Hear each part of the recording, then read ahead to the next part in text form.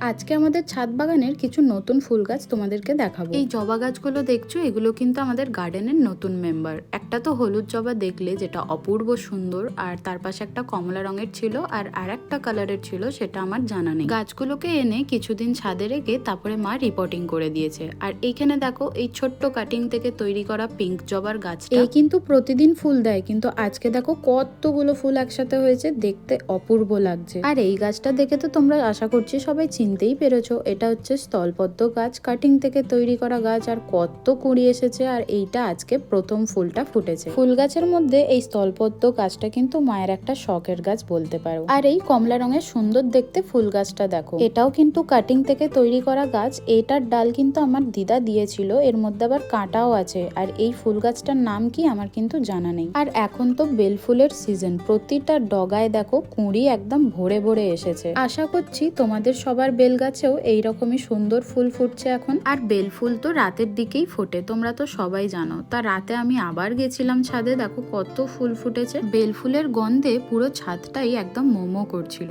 তো তার মধ্যে দিয়েই আমিও কিছু ফুল তুলে নিলাম। জানি রাতে ফুল তুলতে নেই, কিন্তু থাকতেই পারলাম না। বেল ফুল যেমন আমার প্রিয়, আমার মায়ের তার থেকেও বেশি প্রিয়। এর সুগন্ধের কোনো তুলনাই হয় না। আচ্ছা আচ্ছা পারফিউম, আচ্ছা আচ্ছা রুম ফ্রেশনারও এর কাছে ফেল হয়ে যায়। দু চারটে বেল ফুল যদি ঘরে গিয়ে রেখে দাও, তাহলেই বুঝতে পারবে পুরো ঘরটা এত সুন্দর গন্ধ হয়ে যায়। তাই আমিও কটা তুলে নিয়ে গিয়ে নিচে নিয়ে গেলাম। তো আজকের জন্য এইটুকুই। যদি তোমাদের ভিডিওটা ভালো লাগে, চ্যানেলটি সাবস্ক্রাইব করে যেও।